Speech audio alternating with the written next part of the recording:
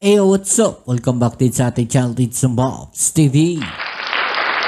Alright, so tayo nagbabalik ulit mga kababayan at ngayon ay pag-uusapan natin ang mga balitang ating nakalap. At eto na nga mga kababayan, Pangulong Bongbong Marcos hindi nagpatinag sa isang PLA official mga kababayan. Eto, sinupalpal niya. Eto nga sumusobra ng mga salita ng PLA official. Okay, so aalamin natin yan mga kababayan at ating pag-uusapan. Pero syempre bago ang lahat, please don't forget to subscribe at pakilike na rin po ang ating video ngayon. Maraming salamat sa inyong suporta. At huwag na natin itong patagalin, umpisahan na natin. Let's go. Thank you very much for an inspiring address. You've been kind enough to take perhaps 2 or 3 questions. So I will scan the room and see if an arm is raised or a hand. Or another gesture. There we are. If you were to stand up, sir, a microphone will come to you. May I remind you that we need a question and take no more than 60 seconds if you can. No more, 60 seconds, mga babayan. Thank you very much, Chair. Give me this wonderful chance to ask a question to our President. Mr. President, I noticed in your speech you mentioned many times about ASEAN centrality. You review the TAC, which your father signed, that show the bond of ASEAN. I think the ASEAN centrality is very important, but it's not. We cannot take it for granted. It comes from the ASEAN way, the 3 principles. First, mutual respect. Second, mutual respect. Consensus building.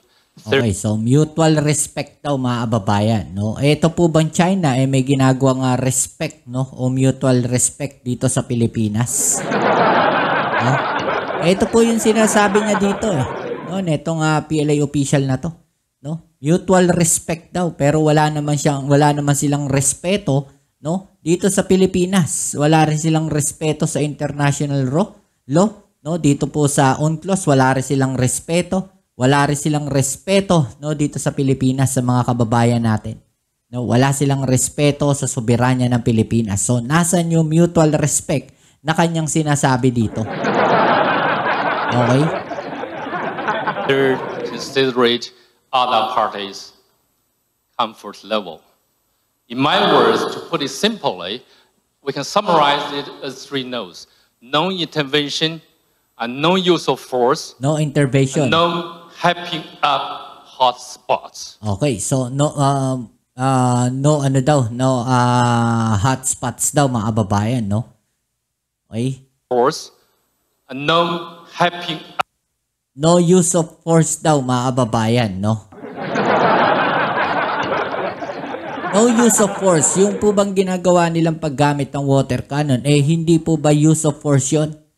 Sa ating Philippine Coast Guard, sa mga maingisdang Pilipino. Hindi po ba use of force yung kanilang ginagawa doon? Ito, makikita natin na parang yung sinasabi niya dito, dinidepensahan niya kagad yung China mga kababayan.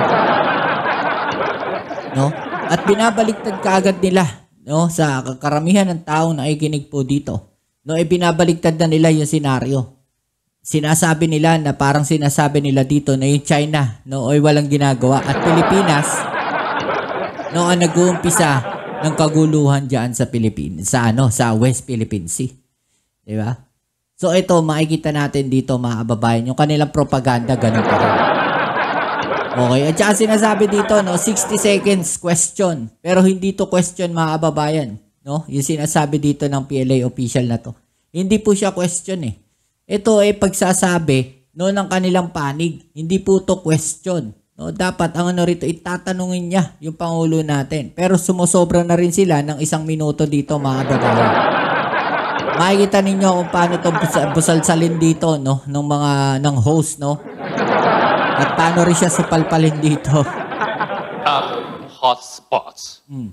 Only because of these principles strictly followed by ASEAN members and other stakeholders that we have ensured the ASEAN and East Asia at large for a long-lasting peace.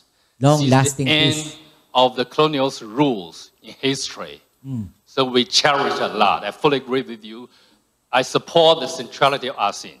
And even some professor like Cashew Makboni, he suggests ASEAN is deserved to award the Nobel Peace Prize.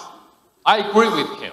Thank you very much. I think your question is, do you agree with me? So, Ayan, no, mga kababayan, no? Diba? Sinupalpal siya rito eh. Pinutol siya kagad eh.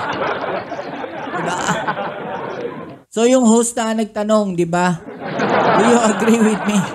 Kasi dito ang taktika ng China, makikita natin yung ginagawa niya rito, no? Eh parang dinidepensahan niya kagad. Diba? Dinidepensahan niya yung China. No, laban po doon sa sinabi o mga binitawan salita ng ating Pangulong Bongbong Marcos. Okay? President Marcos, Yes, please. my Thank you question very much. is, President, in the eyes of the international community, some of your Philippines behavior in recent times, it now sounds like you really consider other parties' comfort level, and there is a risk of ruining the regional long-earned, long-lasting peace since the end of the, colonialist history. Grabe, no? Parang tinakot niya pa yung Pilipinas. Talagang binabaligtad nila, mga kababayan.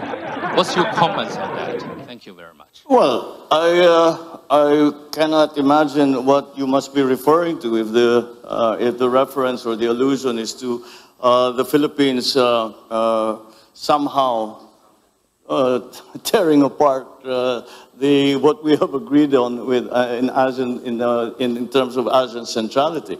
Quite the contrary. I think if you examine more closely the remarks that I just made, I precisely focus on ASEAN centrality, and that the principles that are laid down that are involved in the concept of ASEAN centrality are some things that we must use to guide us. And if we have been distracted in the past years or so, then it's time for us to return and remember, once again, what ASEAN was created for. And that is to create an aggregation of nations that have very many common interests, and that can be, and that partnerships within that multilateral organization can help each other and help the region.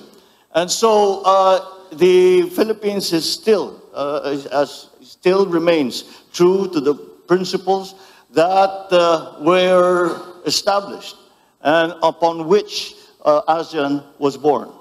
And I think, as I said, that many of these things we no longer speak of today, but we must, because they are as relevant today as they ever were. Perhaps even more so, because the global situation is a great deal more complicated than it used to be before. I would even go far as to say there is no such thing as a regional issue any longer. We have all experienced the unexpected effects of the war in Ukraine, of the conflict in the Middle East, and all of these, and when we talk about the South China Sea, we have to also remember that the South China Sea is the passageway for half of the world trade.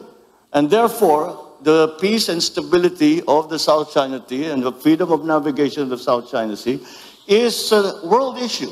And that is what I am proposing. And I am saying that yes, it is a regional issue, but we must examine and be part of the discussion. We must include all parties in that discussion because Yun. Sinasabi dito, no, pinuputo dito ng ating Pangulong Bongbong Marcos. Yun nga pong freedom of navigation dyan sa South China Sea. Okay. So, nagkakaroon kasi tayo ng problema eh, 'di ba, sa South China Sea, no? Pero, no, yung sinasabi dito ng ating Pangulong Bongbong Marcos, kalahati ng world trade dumadaan po dyan, no, sa South China Sea. So, hindi po masusolusyonan yung problema lang dyan sa South China Sea kung tayo-tayo lang. Okay? So, ang sinasabi dito ng ating Pangulo, lahat ng involved.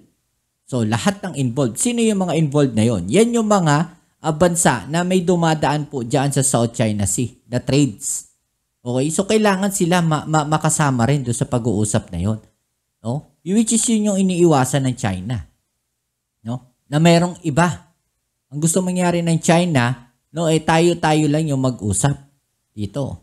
Okay? So, ang inaano naman dito ng ating Pangulong Bongbong Marcos, doon sa ginagawa na hakbang ng China na yan, paano tayo mag-uusap? Diba?